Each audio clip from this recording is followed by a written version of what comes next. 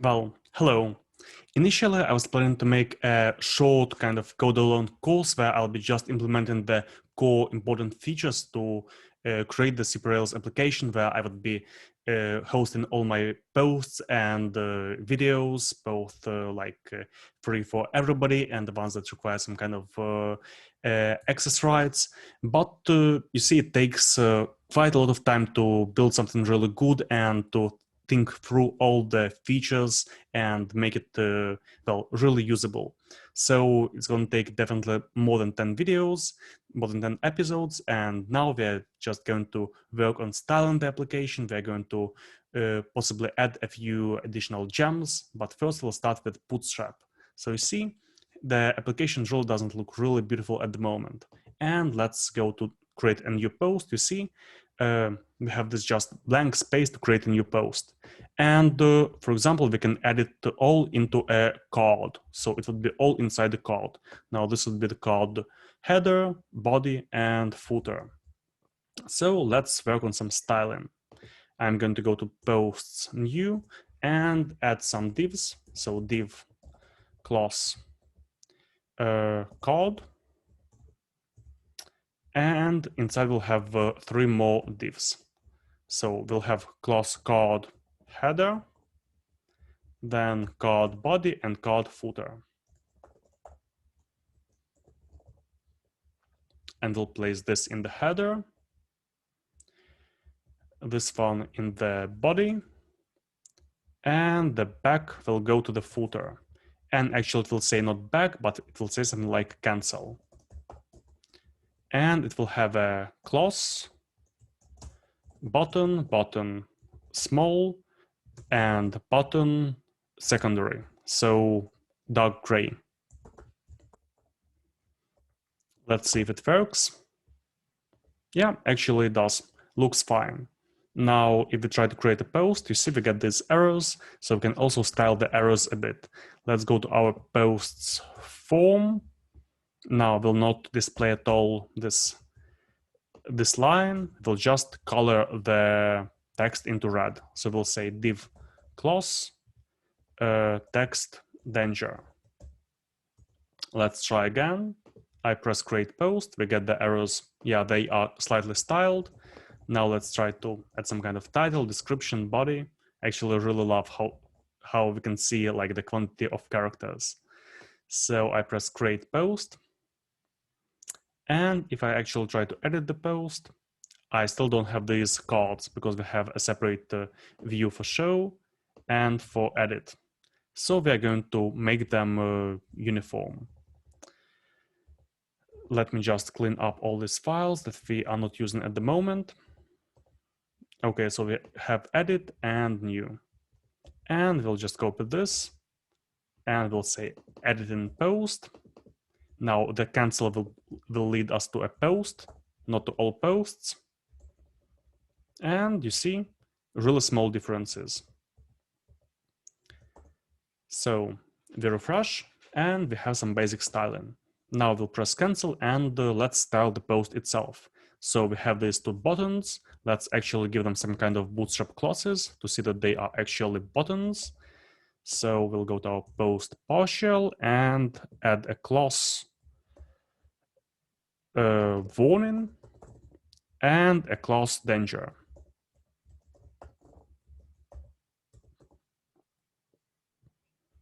Okay, looks fine. And we actually have our votes here. Let's also put them into a separate footer. So here they are. Let's create a new footer and move all this logic there.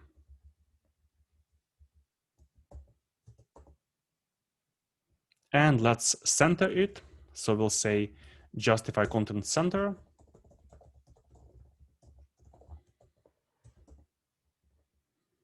Okay, and now let's make it bigger. So we'll say H3, for example.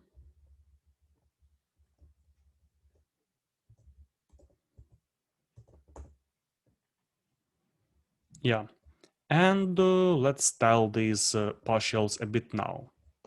So let's go to our upvote link.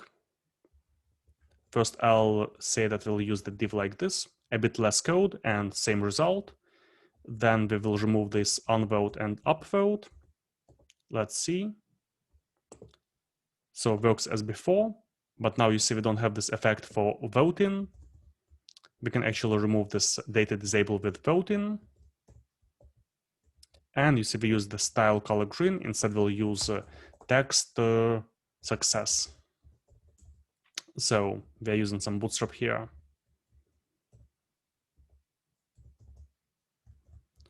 Okay, and in the other case, we will have not the blue color, we'll have, let's say, dark gray, so text secondary.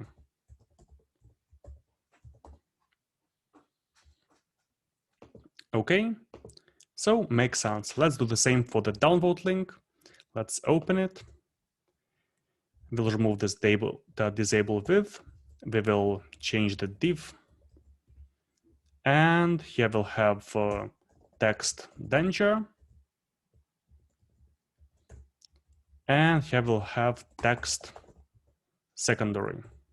And remove onVote and downvote. So works fine. Let's just add some kind of additional space in here. Let's go to our like count. And here we'll also say div like this. And let's add some kind of spacing. So we'll create a new div inside, let's say div class. And it will have some margins, margin start 2 and margin end 2. And we'll close this div.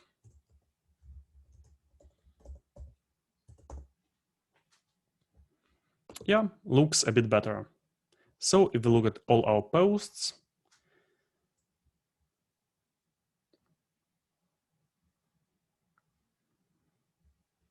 looks kind of fine. And actually, we're on the page where we see all the posts. Let's update this view a bit. So let's go to posts index. And here we have this created, and it is blue. Let's actually change the color. Let's say class text secondary.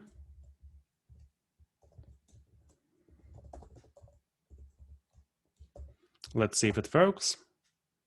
And let's say this is not created, but latest. And this will be top rated. And we'll add the same class here.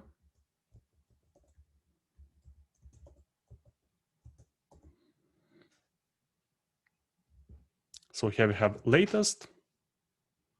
And here we have top rated. And let's also change the styling of this refresh button. So we have FA sync. Let's make it like FA redo. And we'll say clear filters or clear search.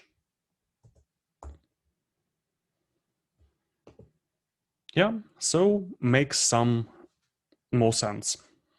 Okay, let's do the same for our users. Users index. So we will not sort by the user email. Sorting by an email doesn't make much sense. Then we have this sort by created. It will be also named as latest. And we have this post count. Well, it's kind of fine. I don't know how to better rename post count, like most productive authors or whatever. Here we have email contains. Let's say just email. Yeah, that's enough for a label. And let's go to posts. Here we have title contains. Let's just say title.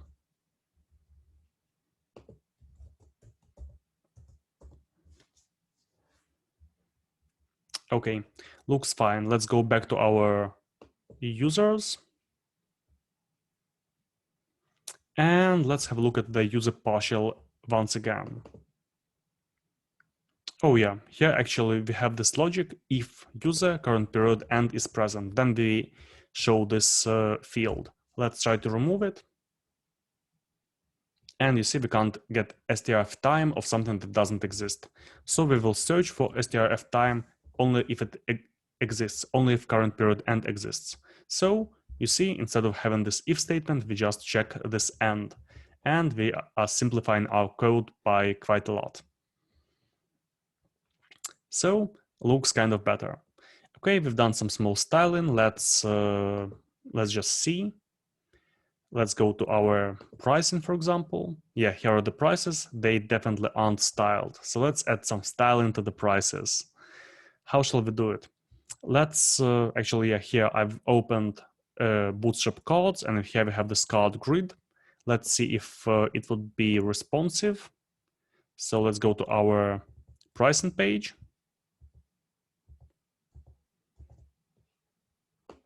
There's pricing,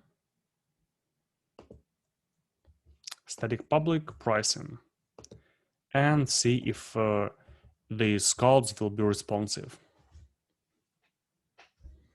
So let's inspect and see on a small screen.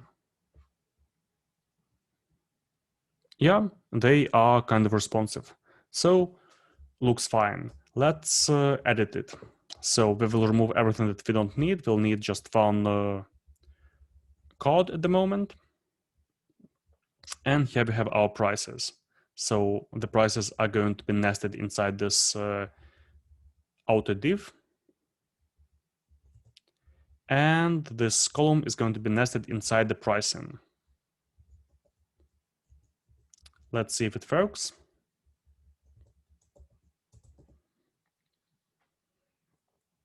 So we should have two cards. Here's the first card and the second card. Yeah. And now we'll just place the content inside. So yeah, we'll remove this image thing. We have card body. Inside we have this card title. Do we need it like this? Yeah, can be. So in the card title, we will have price, product name, for example. And in both cases, it is just super Rails for us now. So maybe it would be not product name, but the lookup. Well, let's anyway see. I will go back to a full screen view now. Yeah, doesn't look really perfect. Let's try to see how it would look without all this. Yeah, without this break, for example. Yeah, so still doesn't look perfect. Let's just see like this.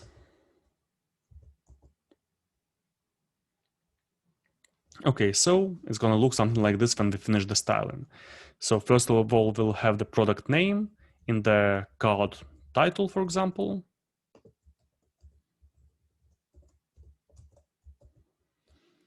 Okay, and then we'll have, well, we don't need to show the price ID, and we will need to show the actual price, and we'll have a button to pay. So we have column, then card body, then card title inside card body, then we have this card text. Let's just make it like this. And inside this card text, we would have everything.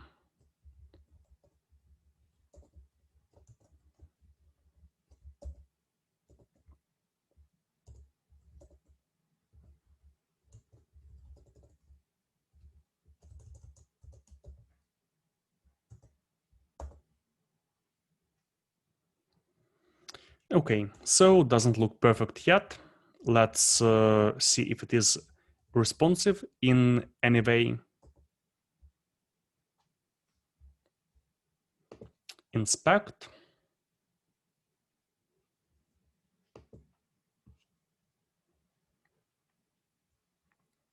Yeah, it does look quite responsive. Okay, going back, let's actually center the pricing. We've done it for privacy, I guess. So we'll center the word pricing.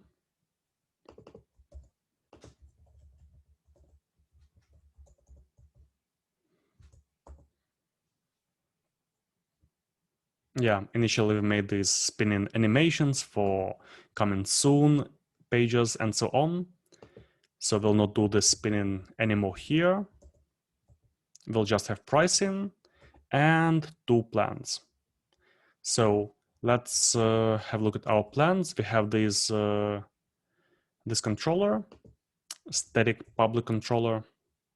And here we find the prices with these two lookup keys. So we would like to actually maybe show these lookup keys, and based on them, we would name our prices. You see, we don't need to have the product name because both prices belong to the same product. So let's say price.lookup key.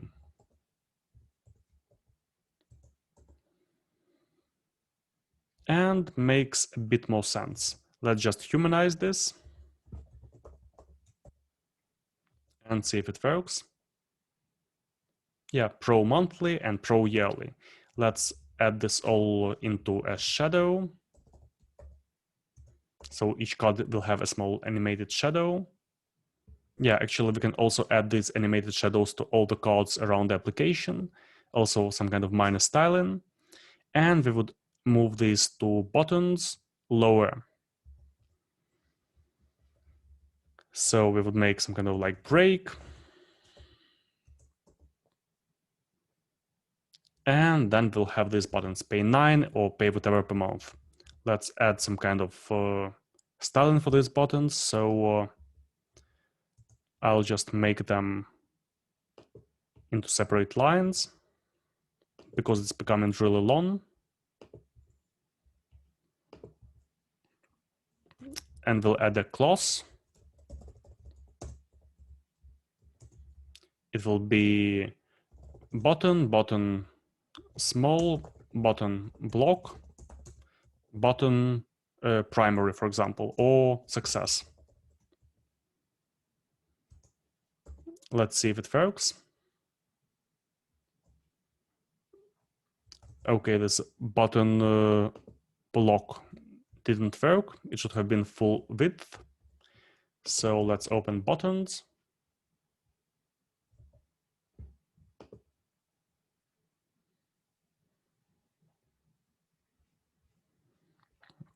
Okay, it is a block button. And how does it work?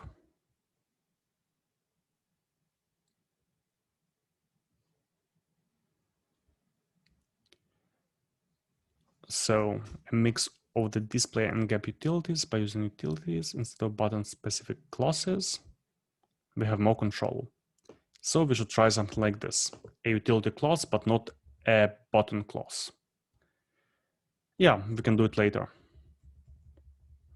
So button large, for example, we remove this button block. Let's just make it large. Looks nice.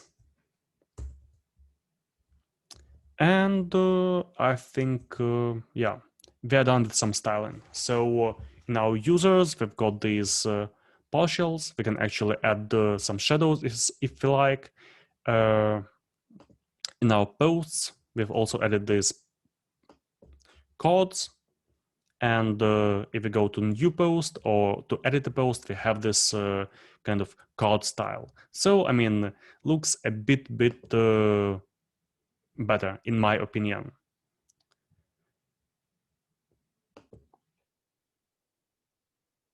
Okay, so we've done some basic styling, and let's actually save our changes. Git status, git add all, git commit main, bootstrap styling. Yeah, looks fine. Okay, and there's actually something I wanted to add. Let's try to add a progress bar. Now, what kind of progress bar is it going to be? It's going to be a positive, negative progress bar. So we'll have green and red. Green to see the upvotes and red downvotes. And it can be even like full width. So how would we do it? We can try to add this kind of progress bar inside our post partial. Let's go to our post partial. And here next to the voting, for example, we'll add this progress bar. Now, is it visible anywhere? Let's try once again. No, it's not visible anywhere. Why is it so? Is it our post partial? Yes, it's the post partial. Interesting. Okay, let's try to edit somewhere else. Maybe I'm just messing. I'll try to edit in the post show. Okay, yeah, here we see the partial. I'm not sure why it didn't display previously. Let's once again try to display it in the post. Yeah, so here we see this partial. Okay, and we see the progress bar, and it is full width. This is nice. And we don't need so many colors. We'll need just 2 colors. It will be success and info. Okay, and let's try to remove some of the styles. Let's say we'll leave just success and info, and we still see emptiness. Well, style will be, let's say 35, for example, or let's say 70. Let's see if it changes. Yeah, so 70% green and 20% blue, and this part is not done at all. Okay, so let's see if this area value now and min and max will change anything. If I just delete them,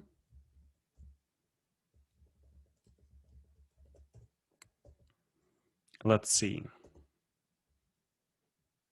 No, it actually didn't change much. And let's try to display some kind of text here. It might be displayed somewhere in the middle. Yeah, it is actually displayed. So here we can, for example, see the percentages.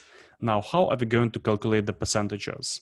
We would want to know how many percent of people upvoted and how many percent of people downvoted a particular post. So for this, we would need to see our votes. Let's have a look at our database schema. Here we have our cached votes up, votes down, votes score, votes total. So let's try to display these and see which values will actually help us. So let's display something. We'll show actually all of them. Let's see what does what. Yeah, and here we'll have equals post dot each of these.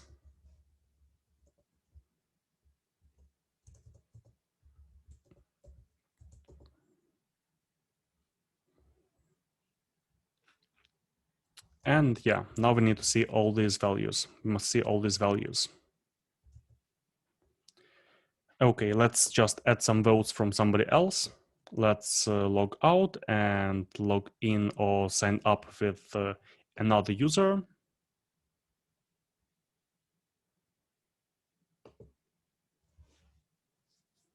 And add some votes. Let's go to this posts, to the post we were working on. Let's add another upvote. Okay, we have tools everywhere, and let's take another account and add a downvote and see how it changes. I think it would have been faster if we did it via the console, not manually, but it's okay. Let's go back to our posts. Here is this post. Let's add a downvote and see how the changes look. So the total votes are here and here. Let's see. We have votes total and weighted total. Well, we can do with votes total. Then we have the weighted score. It is, I guess, irrelevant to the progress. Here we'll have, so this is 100%. This is divided by this, and this should be divided by it. So we'll have votes total, votes up, and votes down that we need. And let's try to do some calculations. Let's say we'll have post cached votes up divided by post cached votes total. let's say dot to I and to I, or maybe it should be to float. Let's make it to float.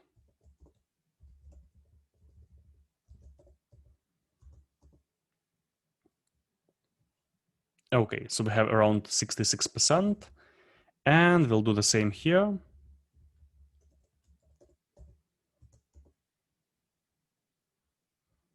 So here we have 33%, and we would want to have the width as these values. So let's actually calculate these values inside our posts model. Let's go to our posts model.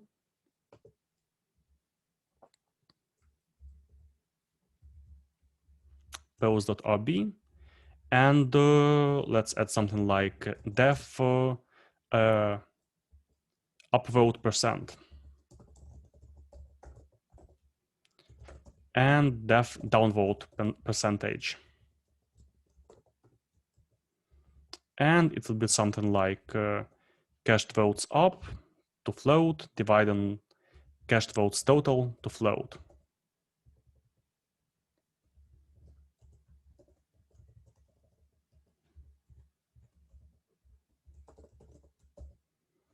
And here we'll have the same, but with cached votes down.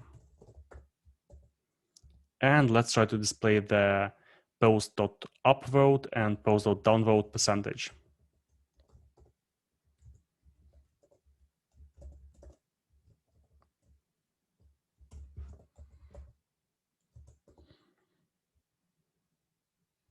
Okay, and well, it doesn't look really beautiful.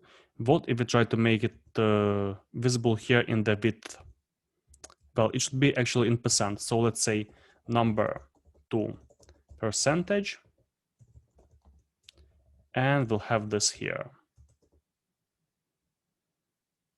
Okay, so it doesn't look really nice. We would like to multiply it by 100. We can actually also do it inside the model.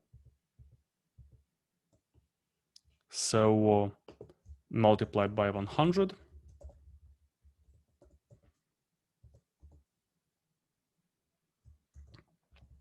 And go back here, and this will also be inside the number to percentage.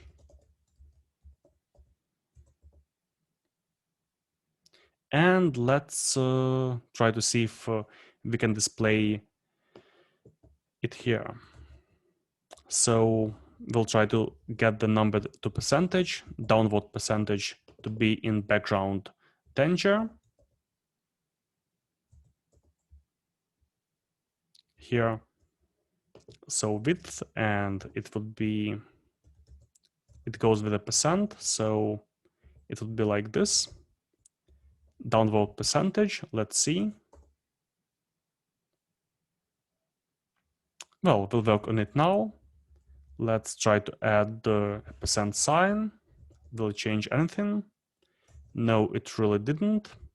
Let's try to also display this number to percentage, downvote percentage here.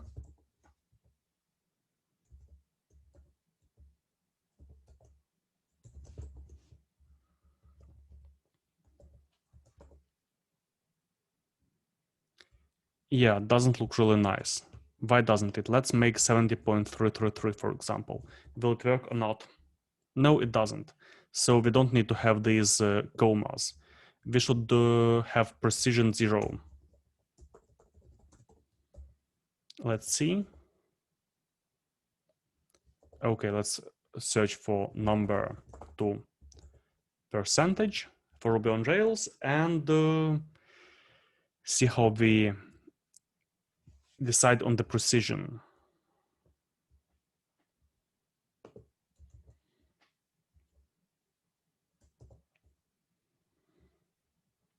So precision 0.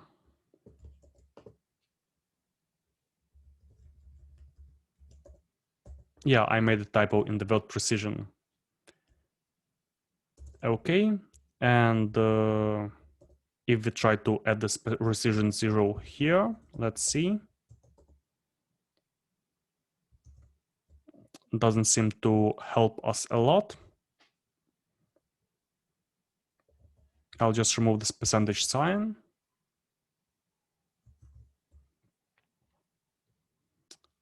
Okay, let's see. Okay, I think I see what my problem is. I'm trying to edit in these kind of braces, but I should use these braces. So let's see.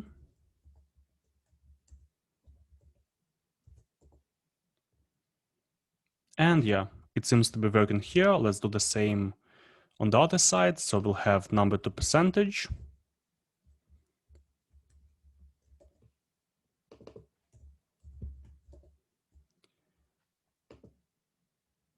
Number to percentage and upvote percentage.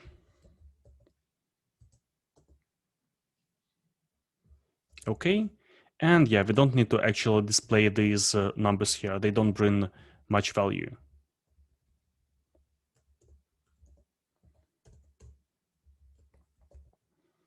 Okay, so here we are. Here we have our kind of progress bar.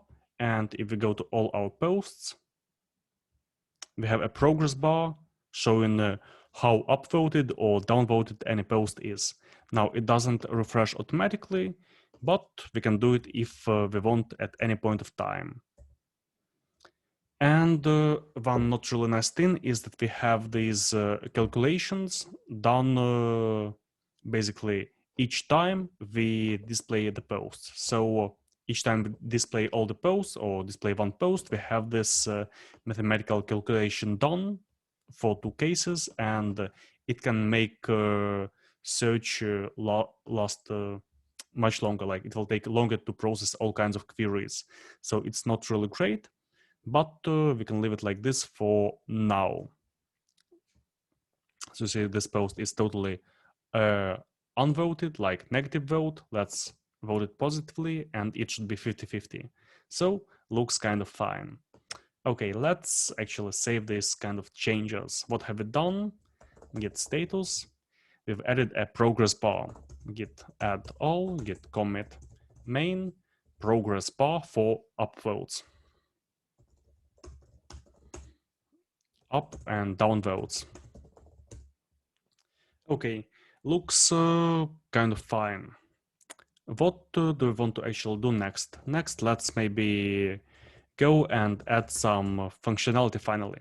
So we've done quite some styling. Now let's do something more useful. So for example, we can add friendly ID.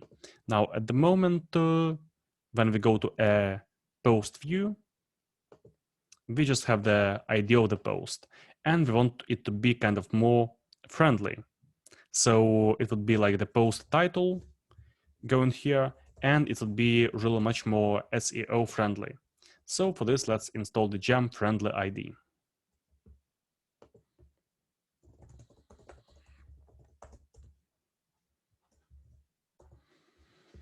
Okay, here's the gem. Now it's a really powerful tool, and arguably for many applications, you can use something much more simple. So for example, before this was the ID, and this can be the kind of new way an ID would look. And it is also good because nobody will know the real quantity of posts in your application, and nobody will know the real quantity of users in your application just by seeing the ID. Okay, so how do we add this gem? Let's actually think, do we want to add this gem, or do we want to add something more simple for our friendly IDs? Well, yeah, let's add friendly ID for now, and later on we can think if we want something more simple. So I'm going to go to the gem file, add friendly ID, run bundle. Well, usually adding friendly ID is always a good idea and never hurts. Okay, now we're going to run this migration, rel generate migration, add slug to users. No, not to users. We are going, yeah, we can actually add it to users, and slug will be unique. Okay, yeah, let's start with users. So we're going to give each user a unique ID. Let's see what it does. Let's go to migrate, add here it is, add slug to users. So the slug is kind of going to be the friendly ID, and you see it's going to have an index that is unique for better search. And we have this generate the friendly configuration file and the new migration. Okay, this is where the kind of heavy part of the gem enters. So we have this initializer, friendly ID. Let's have a look at this initializer. Here it is. Okay, there are some reserved words. It's actually really great. And well, there are some additional options that we can use. And we also added another migration. Let's go to db migrate, create friendly ID slugs. So here we're going to have the information about all the friendly ID slugs that we create and that we had in the past and that we will have in the future. So if you've changed the friendly ID of a record, we can kind of try to find the record by the previous URL. Okay, so let's type rails db migrate. Okay, you see, you can actually delete this great friendly ID slugs migration if you won't use the slug history feature. Yeah, let's actually read more. As I was saying, this kind of adds some heavyweight stuff to our application. And you see here we have this module friendly ID history. So history helps us kind of have access to previous to previous URLs of a post. And yeah, I actually heard about a couple of startups that have the whole business model around this kind of history feature. Basically, it keeps the old URLs of different blog posts and it helps you redirect when you have a new URL. When somebody goes to the old URL, it redirects to the new URL. So here's this whole history feature. Now, actually, we can do without it right now, and we can always add it in the future. Let's try to do without this create friendly ID table in our application. And let's see how we can use this. So we can run rails db migrate. So we didn't add this create friendly ID slugs, only the initializer, and added slug to users. Okay, and going to users, extend friendly ID, and friendly ID by name, use slugged. Well, should it be name or not? It should be, I think, email, or at least the first part of the email. Let's go to our user.rb. And here we'll add this friendly ID stuff. So extend friendly ID name, use slug, let's say email. Okay.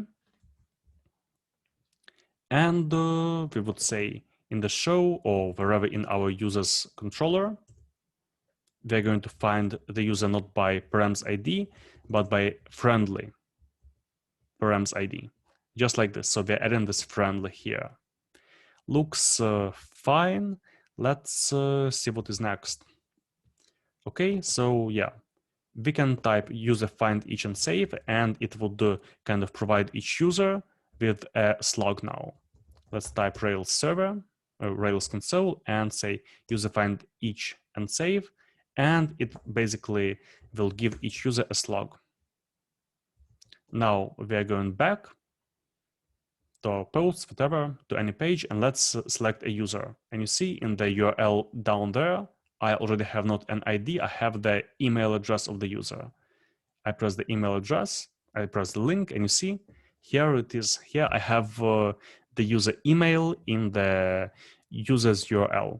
So it brings some usability bonuses. Now I try to select this user.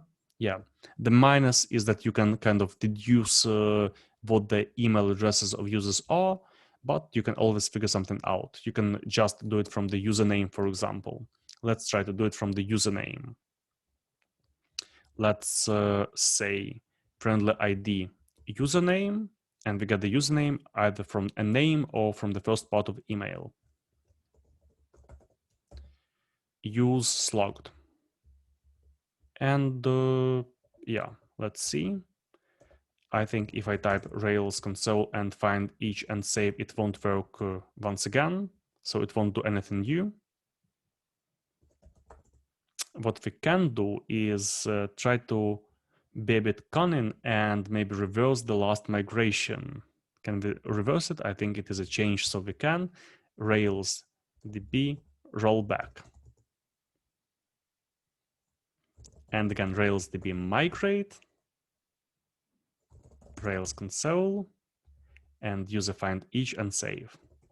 Now we exit and start the server. Okay, I refresh. There is no user with this email address. Let's go to our users. And let's select one of them. And you see here we have, well, the first part of the email, if there is an email. Well, there always is an email. Otherwise, there would be the name. Okay, looks kind of fine. And yeah, this is all the basic stuff about using the gem. But there is still quite a lot to learn. So there is this frienldy guide. There might be a wiki. Yeah, there are a few articles in the wiki. And additionally, we can go through the frienldy initializer, but I think this gem is really like massive and strong and deserves its own episode. So this way we have added our friendly IDs, so our friendly URLs to our users. Let's do the same for our posts. Let's go to post RB, and just the same way we will add extend friendly ID. And friendly ID will be title. Now it will be note next to the validations. It will be on top, for example. And these, what if we make these private methods? Let's see if it works. Okay, and we get this undefined method slug. Well, we need to add these slugs to posts. So we'll go back here, and how did we write it? Rails generate migration add slug to users. We'll make it the same, but for posts. Add slug to posts. Slug unique. And now we'll type Rails db migrate and post find each and save in the console.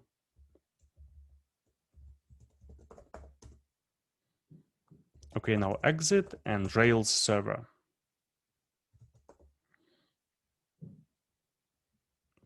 Okay, this number to percentage doesn't work now because it is a private method, so I'll have to make it not private. And let's see, we'll try to open a post and couldn't find post with this ID. Okay, yeah, because we should also go to our post controller, and the same way as we did in users controller, specify that we want to use this friendly. So here we're going to the post controller, and we'll say post equals post.friendly find. Okay, now going back, and we find this post. What if we want to, let's say, edit a post? This should be interesting. Now let's go back. I'm going to our posts. I'm going to create a new post.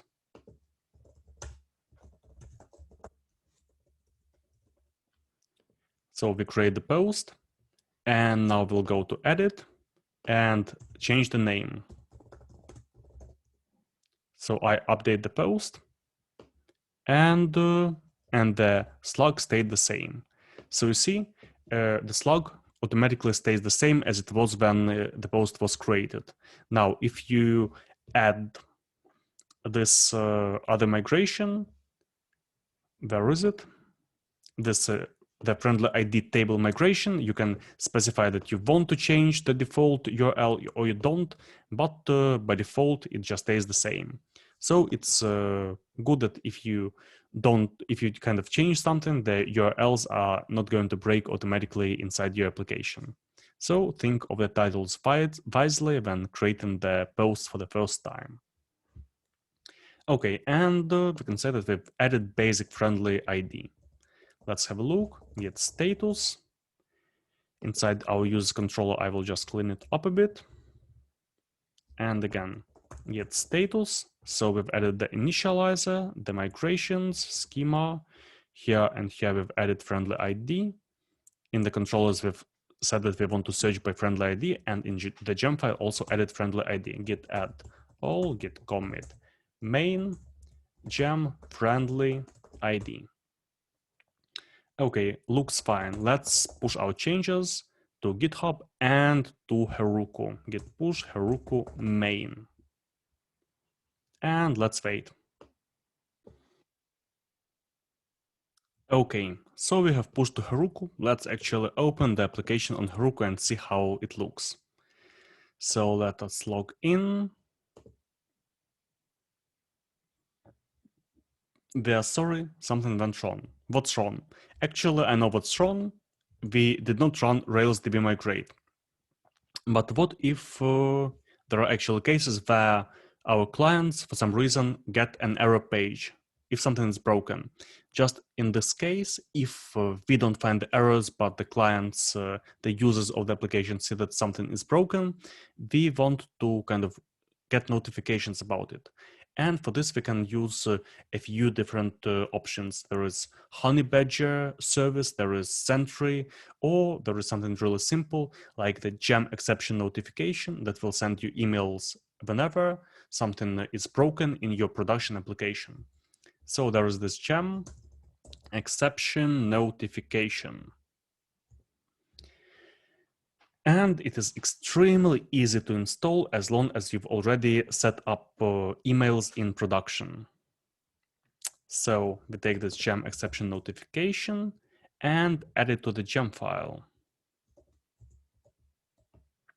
Now we, let's say, check git status and run bundle. Okay, now we will just need to add this into our production.rb.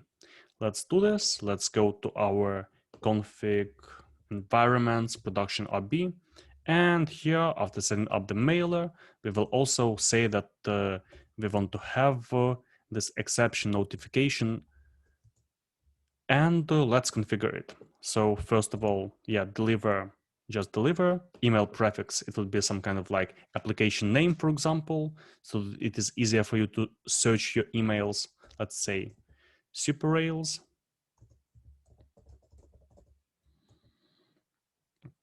Or like Super Rails error.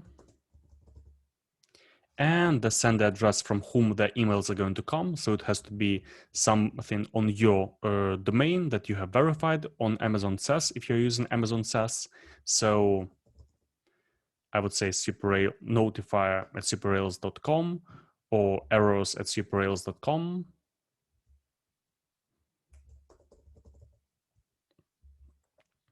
And the sender would be, well, it doesn't really matter here.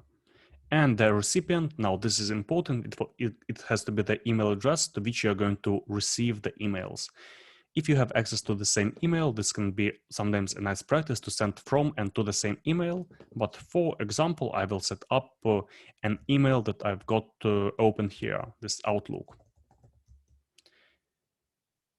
So yashem at outlook.com. Let's now see if it works. So let's just save our changes. You see, we've done really little changes, just a few changes in production.rb, and added the gem git commit main gem exception notification. And now I'm pushing to Git and Heroku, and we'll see how it works.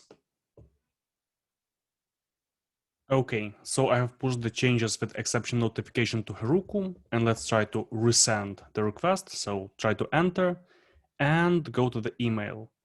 Okay, if I go to more, yeah, it might be in spam or junk. And here it is. Well, we'll say that it is not junk, but here we have this information. So it comes from notifier errors at superrails.com. We have this prefix superrails error and the information what and why doesn't work. So we have undefined method slug. So makes sense. Let's run Heroku, run RailsDB migrate. And now the migrations should work. and in theory, the application should work. But we can also want to run these commands in the Heroku console, like user find each and save, and post find each and save. Let's wait until it runs the migrations, see how it looks before, and if we do not run user find each and save, and see how it looks if we do. In the meantime, we are not using this and this anymore. Okay, I'm refreshing. So I'm going to my profile. I have my ID. I'll go to, let's say, posts. There aren't any yet. If I create a new post,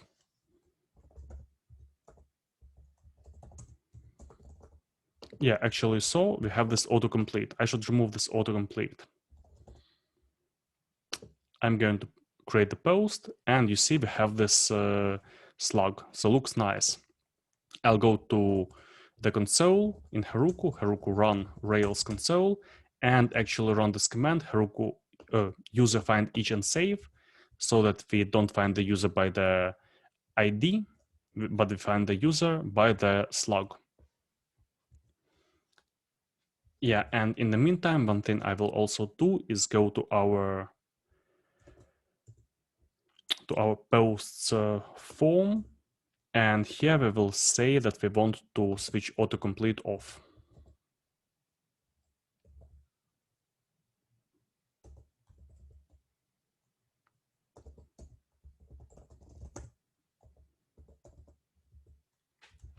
So we are switching autocomplete off for which fields? For title and also for description, right? Like this and like this. Okay, now let's stop this. So we have run user find each and save. Let's go back to our user profile, and you see we have it like this. So looks much better. And with this, we can include both friendly ID and the gem exception notification. And you see, this way I can get information about all the errors that happen in production. So I can track them and isolate the errors and fix them. Okay, nice. And yeah, let's just check this autocomplete. So no more autocomplete for title, no more autocomplete for description. Looks fine. Let's actually also maybe, what if we want to add a search for posts in our navbar? Yeah, this can be something interesting that we can do later on. Okay. Well, I think it's enough for now. We've done some, extensive Bootstrap styling. We've added the gem exception notification and the gem friendly ID. So I hope you enjoyed the time, and I hope you enjoy coding. Goodbye.